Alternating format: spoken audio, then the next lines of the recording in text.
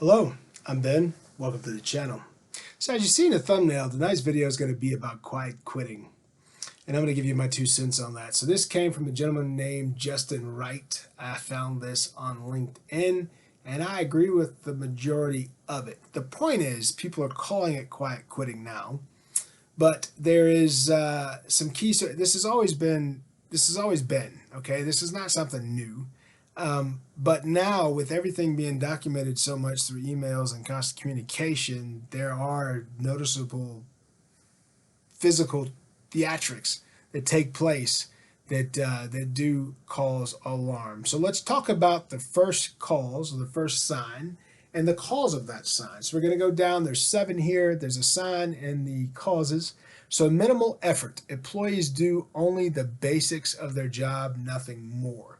So in the 20-70-10 rule, which is a rule that's been around since the 60s, it says that 20% of your teammates will be superstars, 70% will be salt of the earth and do just what's necessary, and 10% will be bad performers needing to be coached up or coached out. So technically, the minimal effort thing is not necessarily a bad deal if they're doing the basics to get their job done, right?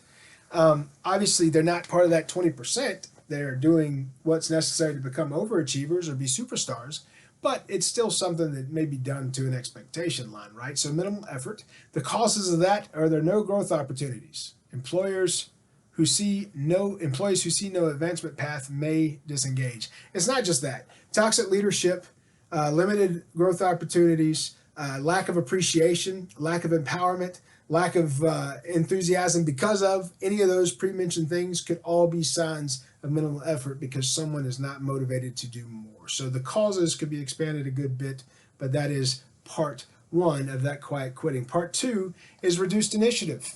They stop volunteering for new tasks or projects. And then the cause is saying toxic work environment and negative workplace culture can lead to reduced effort. Could not agree more. I myself have been in that before. I myself have corrected that before. If you're in an environment where you cannot grow and you cannot flower and be impactful where you are, it's part of being a human being. If you can't do those things, then ultimately it's going to feel toxic. You're going to have reduced initiative. So I agree with that. But number 3 is social withdrawal, less interaction with colleagues and avoiding social activities at work. 3, it says is caused by unclear expectations. Without clear goals, they might not see the value of going above and beyond. I think that's a bit different. Less interaction with colleagues and avoid social activities. It may mean that, but 2, it may mean you have a healthy home life. It may mean you're busy. It may mean you got kids and they're athletes. And so for 6 days a week, you're driving somewhere. And on the weekends, you have to go way out because somebody's on a traveling team. So social withdrawal is not necessarily a sign of anything. I think personally and professionally, when I first started a company within the first year, I don't try to do any social events.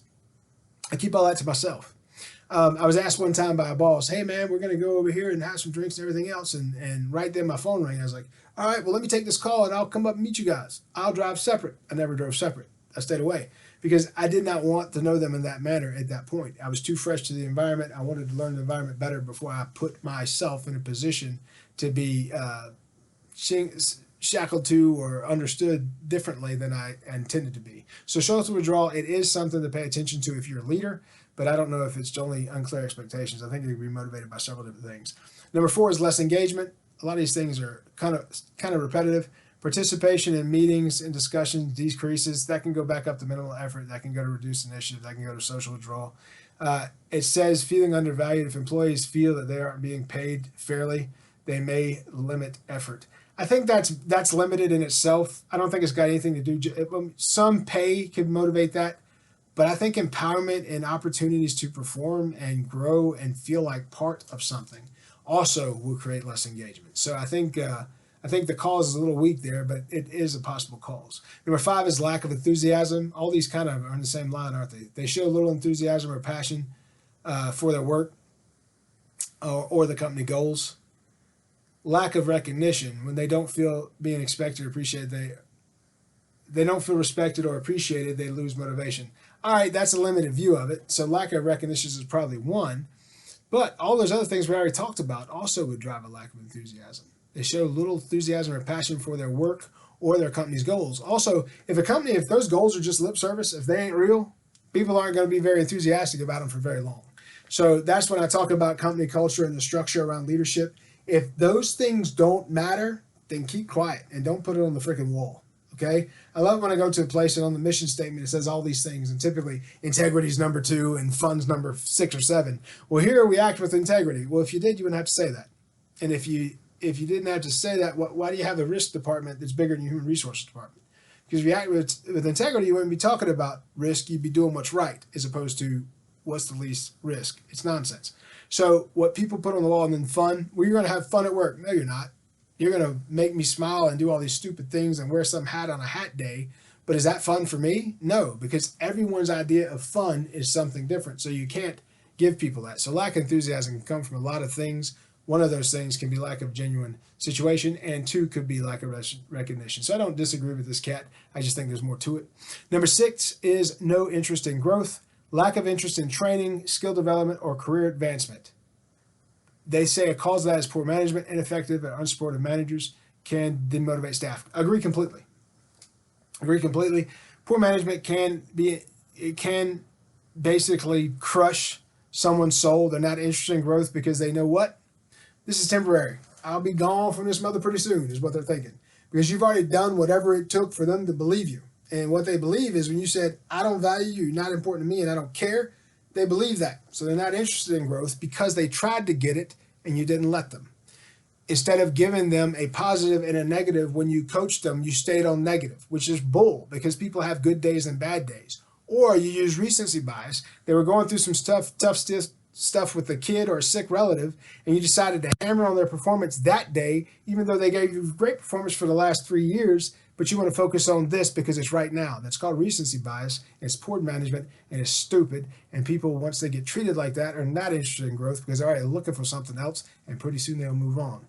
That might be a personal thing for me, huh? Might have some meaning here. And the last one is quiet quitting. The signs are decreased work quality. Work quality drops with more errors or missed deadlines, and then it says burnout. Overwork and stress can lead to them doing just the minimum required. So that's a good cause for that decreased work quality, but here's my thought. You as an individual, if you take a job, you do quality work. If you don't do quality work, quit the job because you're taking pay for work you didn't do. Because the work you do, you're serving a customer, and the customer is getting that product or service, and they should be getting quality because you're getting paid to do a job that they didn't pay for the product of. So don't do that crap if you're doing it. Don't do that stuff. That's nonsense. But from the burnout situation, if a company beats their teammates down to the point that they have no rest, they have no recovery, they're worn out on their feet, they can barely stand, then they're going to have decreased work quality because they're not going to have the energy to do anything different. And sooner or later, not only are they going to be burned out, but they're going to break down and may actually hurt themselves on the job. So that's just plumb stupid. I would rather close a shift than hurt a teammate or lose an employee because we can't do what is required of us as employers and give the person the balance that they need in their lives. People have more things than their obligations to a job that doesn't give a shit about them. Sorry, don't know any way to say it. It's simple. Quiet quitting is not a thing. I'm glad this is here. Quiet quitting is a root cause analysis that no one's paying attention to. Your people quit because you have sorry leadership. You have sorry leadership because you're saying words that you don't act. If you don't do what you say, it doesn't matter that you post it all over every wall at every location. If you don't do what you say, those words don't matter. And you can only tell somebody a lie for so long before they believe that you're a liar. So to this quiet quitting thing, I think it's nonsense. I think it's weak leadership. I think it's managers instead of leaders. I think it's companies thinking they can talk their way and hoorah things, say, ooh, look at me and look what we do, as opposed to actually caring with some genuine actions of care for their team. So I don't think quiet quitting is a thing. I just think it's more relevant now, and it's easier for people to speak out now about how crappy jobs treat them sometimes. So there's that video on quiet quitting. I hope you enjoyed the video. This is something obviously I'm passionate about. I hate it when a company gets great people working for them and then doesn't protect them, doesn't keep them motivated because they don't allow them to expand, don't allow them to spread their wings, don't make them feel appreciated, don't make them feel wanted. A company is no different than any other relationship. You should feel appreciated, you should feel wanted, you should feel like you're going to grow, and you should feel like you want to do better with that company, just like any other relationship. If a company is not delivering those things to you, it should be no different than a boyfriend or girlfriend. You should put the boot right where the good Lord split them and get them out of your way. I'm Ben. I hope you enjoyed the video. Be good.